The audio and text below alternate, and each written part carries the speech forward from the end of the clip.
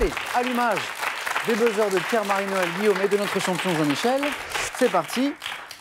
Il faut être rapide sur ces petits engins-là, hein, bien sûr, surtout pour cette première manche. Dites-moi d'abord quel est ce chapeau souple, à large bord. Le bob? Non, dont le nom est associé, Jean-Michel. Sombrero? Oui, c'est celui-là. Ça marchait bien aussi, le bob, avec le début de la question, mais moins avec la suite. Associé au mot charro au Mexique, qui peut être confectionné en paille, c'est le sombrero. Un premier point pour notre champion gastronomie. Quel morceau tendre de viande de porc est prélevé, Pierre? Le filet mignon? Oui, pas mal. C'est vous qui cuisinez à la maison, Pierre? Non, mais j'aime bien manger. Donc, morceau tendre de viande de porc prélevé sous le milieu et la pointe du filet, c'est très précis, c'est le filet mignon. Troisième question, quel écrivain, auteur en 2018 du roman Khalil, s'est fait connaître sous un pseudonyme Jean-Michel? L'Oclésio? Féminin. Marie-Noël. Ah. Oh, c'est pas vrai. Ça revient pas. Pierre? Yasmina Khadra? La bonne réponse, c'est ça. Oui. Écrivain, homme, mais qui s'est fait connaître d'abord sous un pseudonyme féminin, Yasmina Khadra. Excellent.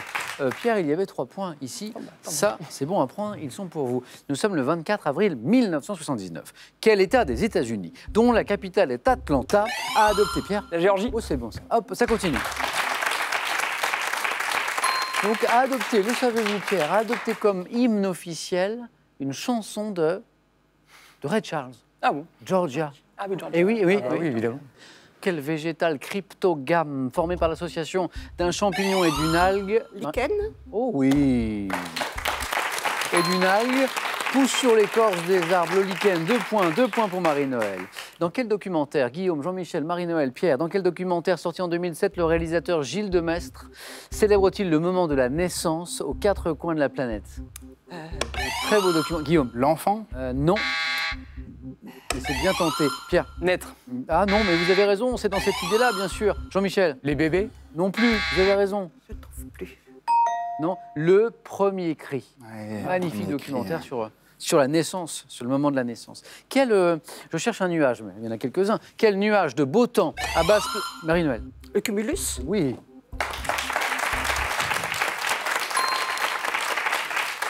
À base plate et aux protubérances arrondies au sommet est désigné par un nom emprunté au latin autant d'indices dont Marie-Noël n'a pas eu besoin, signifiant amas, le cumulus. Et maintenant, on va regarder cette image. Voilà. Oh, il ne doit pas bien voir avec sa frange là. Ah bon, question. De quelle région montagneuse, Marie-Noël? L'Écosse? l'Islande? Ah, elle s'est bien reprise, Marie-Noël. Bien joué. Explication, je suis obligé, c'est la règle de valider la première réponse. Mais si Marie-Noël avait fait une pause, par exemple, avait fait Écosse, pause, Island, non. Écosse, Island, oui. 2 points. De quelle région montagneuse du nord de l'Écosse est originaire cette vache là qu'on a vue, issue d'une race très rustique aux longues cornes et au pelage très abondant au chignon, on le voit là, les Highlands, bien joué, 2 points. À quel artiste italien associé à l'Arte Povera et dont les œuvres furent exposées au château de Versailles en 2013, doit-on le moulage en bronze L'Arbre des Voyelles, installé au Jardin des Tuileries à Paris? Guillaume Abezé. Giacometti? Non, pas lui. Artiste italien associé à l'Arte Povera, l'art pauvre, hein, on pourrait dire, Giuseppe Pennone. Pennone. Pas de regret. Pardon? Pas de regret. Pas de regret. Un peu de médecine, un peu de santé surtout. Quel est ce syndrome apparaissant à l'issue du changement de fuseau horaire lors de... Pierre? Le décalage horaire, le jet lag? Bah, les deux sont bons. Le grand voyageur, Pierre, là.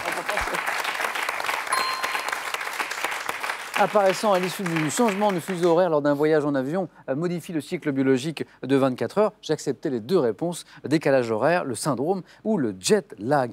Pierre a 2 points seulement du 4 à la suite. Un petit peu de sport mécanique, un peu de Formule 1.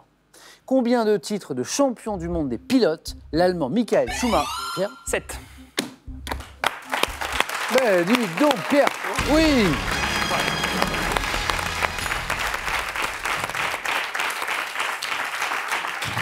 Alors, je ne vous ai pas dit tout sur Pierre, parce que Pierre est notamment passionné de sport. Oui, et de Formule 1 en particulier. Et, ouais.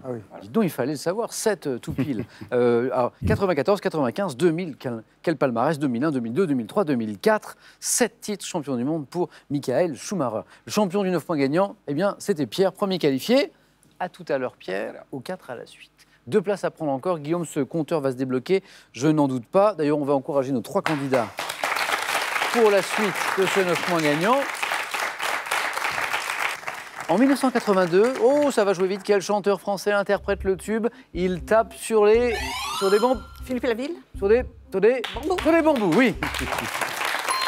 Marie-Noël, encore 2 points et vous y êtes. Allez Guillaume, on lâche rien. Quelle série humoristique française diffusée dès 2007 évoque le quotidien agité des familles Lepic et Boulet? Fais pas ci, fais pas ça. Redites-moi. Fais pas ci, fais pas ça. Excellent, Marie-Noël. 2 points, vous y êtes. 4 à la suite.